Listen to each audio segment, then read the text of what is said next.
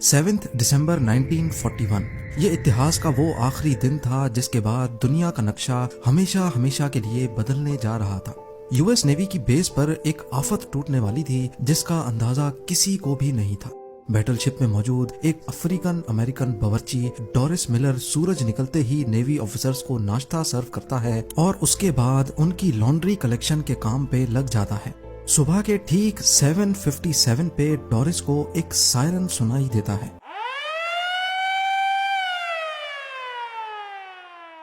وہ سائرن جو شاید کوئی بھی سیلر اپنی سروس میں سننا ہی نہیں چاہتا۔ وہ فوراً باہر نکلتا ہے اور یہ دیکھ کر حیرت زدہ رہ جاتا ہے کہ پورا آسمان جیپنیز بومبر ایئر کرافٹ سے بھرا ہوا ہے۔ پلک جھپکتے ہی پوری نیول بیس پہ تو جیسے کوئی قیامت ٹوٹ پڑی ہو، کیونکہ جیپنیز ایئر کرافٹس نے چن چن کر امریکن شپس کو تباہ کرنا شروع کر دیا۔ یہ حملہ یو ایس کی پرل ہاربر بیس پہ کیا گیا تھا اور آج ہم جانیں گے کہ جاپان نے امریکہ جیسے ملک پر حملہ کرنے کی اتنی بڑی ہمت کیوں کی تھی۔ ڈورس ملر نامی ایک باورچی کو امریکہ کا سب سے بڑا ایوارڈ کیوں دیا گیا اور امریکہ نے جاپان پر نیوکلیئر حملہ کیوں کیا تھا۔ زیم ٹی وی کی ویڈیوز میں ایک بار پھر سے خوش آمدید۔ ناظرین، ہماری اس انٹرسٹنگ کہانی کی شروعات 1941 میں ہوتی ہے جب ورلڈ وار 2 میں امریکہ نے چائنا کو بچانے کے لیے اپنا سب کچھ داؤ پر لگا دیا تھا۔ جی ہاں، وہی چائنا جس کے خلاف آج 2023 میں امریکہ کھل کر بات کرتا ہے۔ ہوا کچھ یوں تھا کہ ورلڈ وار 2 کو اسٹارٹ ہوئے 3 سال گزر چکے تھے، جس میں ایک سائیڈ پہ جرمنی اور اٹلی تھے جبکہ دوسری سائیڈ پہ برٹین، نیدرلینڈز اور فرانس تھے۔ اس جنگ میں امریکہ کا کوئی پارٹ نہیں تھا۔ امریکہ پوری طرح سے نیوٹرل تھا کیونکہ ورلڈ وار 1 میں ہوئے نقصانات کی وجہ سے امریکہ خود کو یورپ اور ایشیا میں ہونے والی جنگ سے بالکل الگ رکھنا چاہتا تھا۔ پر ایک ملک تھا جو امریکہ کو مسلسل ستائے جا رہا تھا اور وہ تھا جاپان۔ جاپان کے پاس نیچرل ریسورسز کم ہونے کی وجہ سے وہ اپنے آس پڑوس کے ملکوں پر دھڑا دھڑ قبضہ جما رہا تھا تاکہ وہ اپنی نیچرل ریسورسز کی ڈیمانڈز پوری کر سکے۔ کوریا، تائیوان اور چائنا کے بڑے علاقوں پر جاپان قبضہ کر چکا تھا۔ پیسیفک اوشن میں ہی جاپان کے قریب فلپینز، ملیشیا اور انڈونیشیا پر بھی اس کی نظر تھی، پر مسئلہ یہ تھا کہ ملیشیا برٹش کالونی تھی، انڈونیشیا نیدرلینڈز کی اور فلپین نیوٹرل رہنے والے امریکہ کی کالونی تھی۔ ان کنٹریز کو جاپان کا دوسرے ملکوں پر قبضہ کرنا بالکل بھی ٹھیک نہیں لگ رہا تھا، کیونکہ جاپان کے پیچھے اصل میں ہٹلر کا ہاتھ تھا اور ہٹلر برٹین اور امریکہ کا دشمن تھا۔ جاپان کی یہ حرکتیں دیکھ کر جولائی 1941 میں امریکہ نے جاپان کو آئل دینا بند کر دیا۔ جاپان کے پاس خود کا آئل نہیں تھا، بلکہ اس کی ڈیمانڈ کا 80% آئل وہ امریکہ سے ہی امپورٹ کرتا تھا۔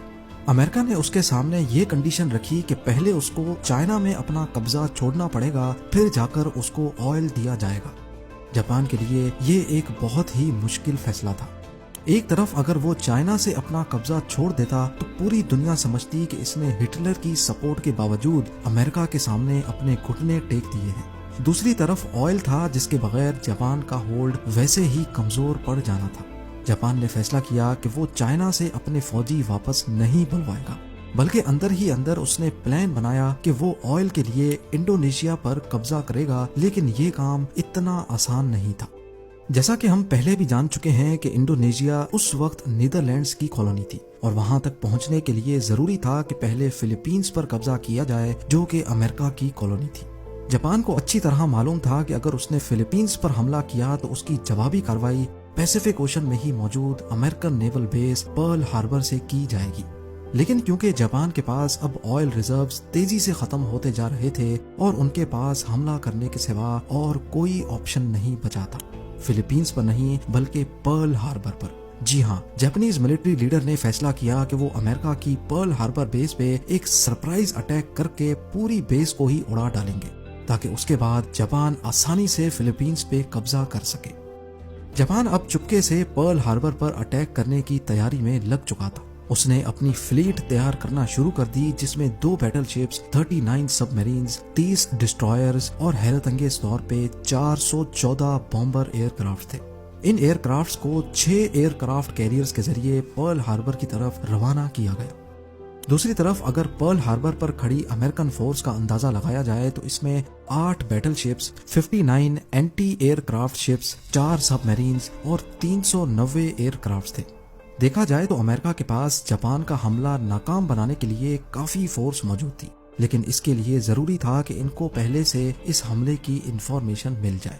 پر جاپان یہ اٹیک ہر طرح سے سیکرٹ رکھنا چاہتا تھا، اسی لیے جاپنیز کمانڈر نے فیصلہ کیا کہ حملے سے پہلے وہ کسی قسم کی بھی وائرلیس کمیونیکیشن سے دور رہیں گے۔ جاپان سے نکلنے والی فورس قریب 8000 کلومیٹر کا فاصلہ طے کر کے اب پرل ہاربر سے صرف 370 کلومیٹر دور تھی، اور یہی وہ پوائنٹ تھا جہاں سے ایئر کرافٹس کو حملہ کرنے کے لیے ٹیک آف کروایا گیا۔ یہ ورلڈ وار 2 کا سب سے بڑا حملہ ہونے والا تھا جس میں امریکہ ابھی تک شامل ہی نہیں تھا۔ 7 دسمبر 1941 کی صبح کو 7:57 پہ 350 جاپنیز ایئر کرافٹس نے پرل ہاربر پہ 2 الگ الگ گروپس میں دھاوا بول دیا۔ امریکنز جو اس حملے سے بالکل لا علم تھے، ان پر تو جیسے قیامت ہی ٹوٹ پڑی تھی۔ جاپنیز ایئر کرافٹس کے پہلے گروپ نے گولوں کی بارش کر دی تھی۔ 45 منٹس تک یہ پرل ہاربر پر حملہ کرتے رہے اور پھر واپس چلے گئے۔ پہلے تو یوں لگا شاید حملہ ختم ہو چکا ہے، لیکن 10 منٹوں بعد بمبر ایئر کرافٹس کا دوسرا گروپ آیا اور بچی کچی نیول بیس کو بھی گولے برسا کر تباہ کر دیا۔ پورے 1 گھنٹے اور 15 منٹوں تک یہ حملہ جاری رہا، جس میں جاپان کا پلڑا ہر طرح سے بھارا گیا۔ امریکہ کی 20 ویسلز، 8 بیٹل شپس اور 300 سے بھی زیادہ پلینز کو کھڑے تباہ کر دیا گیا تھا۔ زمین کو آگ اور آسمان کو کالے دھوئیں کے بادلوں نے چھپا دیا تھا۔ اسی دوران امریکہ کی ایک بیٹل شپ میں افریقن امریکن باورچی ڈورس ملر بھی تھا، جس کا ذکر ہم نے ویڈیو کی اسٹارٹنگ میں کیا تھا۔ لانڈری کلیکشن کے دوران ڈورس کو ایک سائرن سنائی دیا۔ یہ خوفناک سائرن سن کر جب تک وہ باہر آتا، ایک جاپنیز ٹورپیڈو میزائل ان کی شپ پر آ لگا، جس میں شپ کیپٹن سمیت بہت آفیسرز زخمی ہو گئے۔ ڈورس نے اکیلے زخمیوں کو سیف جگہ پہ شفٹ کیا اور پھر anti aircraft machine gun پہ جا کر خود جاپنیز ایئر کرافٹس پر پلٹ کر وار کیا۔ اس نے بغیر ٹریننگ کے ٹوٹل 6 جاپنیز طیارے مار گرائے تھے، جبکہ اس حملے میں جاپان نے ٹوٹل 29 ایئر کرافٹس کھوئے تھے۔ ڈورس ملر پہلا افریقن امریکن تھا جس کو بعد میں نیوی کراس دیا گیا۔ یہ ایوارڈ یو ایس نیوی کا سب سے بڑا، جبکہ یونائٹڈ اسٹیٹس میں میڈل آف آنر کے بعد دوسرا بڑا ایوارڈ ہے۔ 1 گھنٹے 15 منٹ حملہ آور ہونے کے بعد جاپنیز ایئر کرافٹس تو واپس چلے گئے، لیکن وہ اب امریکہ کو بھی ورلڈ وار 2 میں دھکیل چکے تھے۔ وہی امریکہ جو اس حملے سے پہلے ورلڈ وار 2 میں شامل ہی نہیں تھا۔ امریکہ نے پرل ہاربر پر حملے کے اگلے ہی دن جاپان کو سبق سکھانے کا فیصلہ کر دیا اور ان کے خلاف کھلی جنگ کا اعلان بھی کر دیا۔ اگلے 3 مہینوں تک امریکہ اپنی نیول بیس کو واپس ری سٹور کرنے میں لگا رہا۔ خوش قسمتی سے کئی شپس شیلو واٹر میں ڈوبی تھیں جو ریپیئر کے قابل بھی تھیں۔ 4 مہینوں کے بعد امریکہ نے جاپان پر ویسے ہی حملہ کیا جیسے انہوں نے پرل ہاربر پہ کیا تھا۔ جی ہاں، اپریل 1942 میں امریکہ نے جاپان کے کیپٹل ٹوکیو پر بموں کی برسات کر دی۔ یہ امریکہ کا ورلڈ وار 2 میں کیا جانے والا پہلا حملہ تو تھا، لیکن اس کے بعد امریکہ نے بس نہیں کی۔ اگلے 4 سالوں تک جاپان اور امریکہ کی شدید لڑائی چلتی رہی، جس میں اب امریکہ کا پلڑا بھاری تھا۔ جاپان اس جنگ میں بہت کمزور ہو چکا تھا، لیکن وہ کسی صورت ہار نہیں مان رہا تھا، امریکنز کے سامنے سرنڈر نہیں کر رہا تھا۔ آخرکار اگست 1945 میں امریکہ نے جاپان کے خلاف اپنا آخری کارڈ استعمال کر ہی ڈالا۔ 6 اگست 1945 کو صبح کے 8 بجے جاپان کے ہیروشیما شہر کے اوپر ایک Boeing B-29 Superfortress aircraft دیکھا گیا۔